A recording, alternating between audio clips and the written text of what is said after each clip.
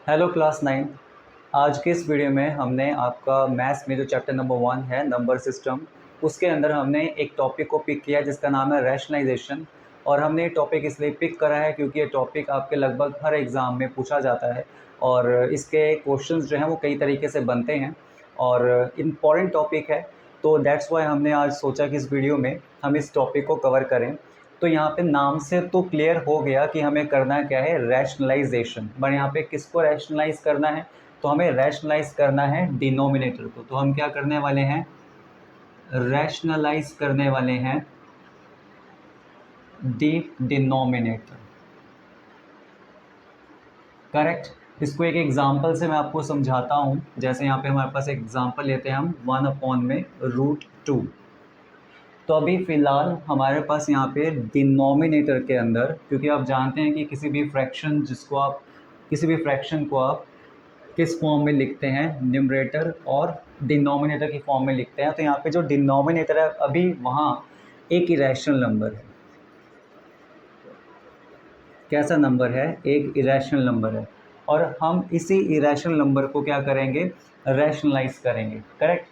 अब ये करेंगे कैसे वो तो अभी हम देखेंगे, बट इसको हमें रैशनलाइज करना क्यों है। और अगर मैं इसका एक सिंपल आंसर बताऊं तो जब हम इसको रैशनलाइज करेंगे तो आप ये देखेंगे कि वो एक स्टैंडर्ड फॉर्म होगी, वो एक सिंपल और क्लियर फॉर्म होगी। करेक्ट। जिसको अगर आप फर्दर कैलकुलेशन करेंगे तो आपके लिए वो कैलकुलेशन काफ़ी आसान रहने वाली है। बिकॉज वैसे ही अगर आप कहीं पे रूट देख लें तो बच्चे उसको कैलकुलेशन करने से डरते हैं और मैक्सिमम टाइम वो कैलकुलेशन गलत कर देते हैं।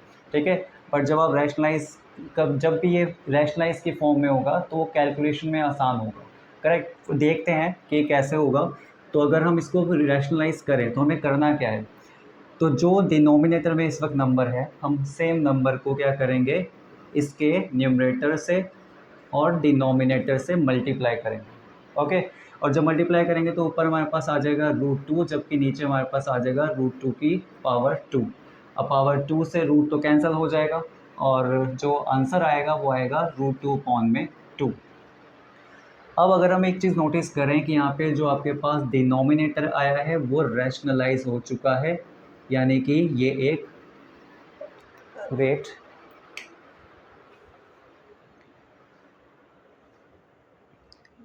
मैं फ़ैन ऑफ करना भूल गया। मुझे लग रहा है कि काफ़ी वॉइस वीडियो में आ गई होगी, बट सॉरी। बट यहाँ से अब आप देखें तो आपको साउंड क्लियर सुनाई देगा। ठीक है। तो एक बार दोबारा मैं इसको रिपीट कर देता हूँ कि मैं क्या कह रहा था। मैंने कुछ इस तरीके से आपको समझाया कि हम क्या करने वाले हैं, हम यहाँ पे डिनोमिनेटर को रैशनलाइज करने वाले हैं। ठीक है। और कैसे करने वाले हैं, तो हमने कहा कि देखो हमारे पास एग्जांपल है 1/√2, जहाँ पे उसके नीचे क्या है, एक इरेशनल नंबर। और इस इरेशनल नंबर को हम क्या करेंगे, रैशनल में कन्वर्ट करेंगे, यानी कि नीचे हम इसको रैशनल में कन्वर्ट करेंगे। ठीक है। जिससे आप इसको एक स्टैंडर्ड फॉर्म में कन्वर्ट कर पाएंगे जो कि एक सिंपल और एक क्लियर फॉर्म होगी। ठीक है। और ईजियर फॉर्म होगी। तो हमने क्या करा कि हमने डिनोमिनेटर को, सेम नंबर को इस नंबर के न्यूमरेटर और डिनोमिनेटर से मल्टीप्लाई किया और मल्टीप्लाई करने के बाद हमारा ये सोल्यूशन आया। अब ये जो सोल्यूशन हमारा आया है उसके नीचे अगर आप देखें तो ये एक रैशनल नंबर है। ये क्या है, एक रैशनल नंबर है। अब इसको अगर आप देखें तो आपने इससे पहले एक टॉपिक किया होगा नंबर सिस्टम में, जहाँ पे आपने क्या करा होगा, आपने √2 को नंबर लाइन में शो करा होगा। तो कैसे करा होगा वो भी देखते हैं। क्या कहते हैं, अगर आप देखें तो ये 0 है आपका, ये 1 है, ये 2 है और ये 3, यहाँ पर आपका ये -1 हो गया। ओके। लेकिन अगर आपको मैं बोलूँ कि अगर आपको यहाँ पे 1/√2 जो है वो यहाँ पे शो करना है, तो आप थोड़ा सा क्या कहते हैं, आपको थोड़ा सा क्या, आपको तो लगेगा क्या कहते हैं कि इस नंबर को हम कैसे क्या कहते हैं इसके ऊपर शो करेंगे। बिकॉज अगर आप देखें तो नीचे एक इरेशनल नंबर है जो कि एक डेसिमल नंबर है। ठीक है। और वो भी कैसा है, एक नॉन रिपीटिंग आपका डेसिमल नंबर है। तो आप इसको शो नहीं कर पाएंगे यहाँ पे इजीली। तो उसके लिए हमने क्या करा, अब देखो हमने क्या करा, हमने 1/√2 को जब रैशनलाइज किया तो हमारे पास √2/2 आया। क्या आया, √2/2 आया। और ये जो नंबर है ना, ये बहुत सिंपल हो गया। ठीक है। बहुत सिंपल हो गया और एक स्टैंडर्ड फॉर्म में कन्वर्ट हो गया। तो अगर मैं आपको बोलूँ क्या आप इस नंबर को नंबर लाइन में शो कर सकते हैं, तो आप कहेंगे ईजिली कर सकते हैं, क्योंकि आपने √2 को शो करा है। इसके ऊपर, और √2 का हाफ ही तो करना है। अब आपको क्या करना है, हाफ करना है। तो अगर आप देखें तो आपने कैसे किया था, मैं आपको शॉर्ट में समझाता हूँ क्योंकि आपने ये टॉपिक जो है वो कर रखा होगा। जैसे अगर मान लीजिए आपका एक यूनिट है, ठीक है, ये आपका एक यूनिट है, ये O मान लो और ये मान लो A।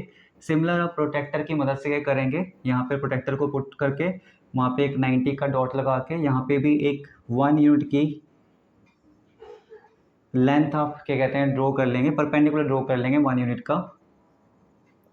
और फिर जब आप इसको ऐसे मीट करेंगे तो ये बन जाएगा आपका √2, है ना। और उसके बाद क्या करेंगे आप यहाँ पे O पे रख के एक आर्क जब ड्रॉ करेंगे इस तरीके से, तो जहाँ पे भी जिस भी क्या कहते हैं आपका नंबर लाइन पे एक आपका आर्क कट करेगा, यही वाला तो आपका क्या होने वाला है, √2 होने वाला है। ठीक है, ये नंबर आपका क्या होने वाला है, √2। अब अगर आप बहुत ध्यान से देखें, अगर आपका ये यहाँ से लेकर यहाँ तक √2 है तो जस्ट उसके मिड में आपका क्या होगा, उसके मिड में आपका क्या होगा, √2/2। तो आप एक इस तरह के नंबर को, जो अभी जिसके नीचे इरेशनल नंबर था, उसको नंबर लाइन पे शो कर नहीं पा रहे थे, जब हमने उसको स्टैंडर्ड फॉर्म में कन्वर्ट करा, थोड़ी ईजियर फॉर्म में कन्वर्ट करा, यानी कि उसके डिनोमिनेटर को रैशनल कर दिया, तो आपने नंबर लाइन में इसको बहुत आसानी से शो कर दिया। एक तो आप ये समझें कि इस तरीके से नंबर लाइन पे आपके लिए इसको शो करना आसान हो गया। फर्दर ये आपकी कैलकुलेशन के लिए भी ईजी हो गया।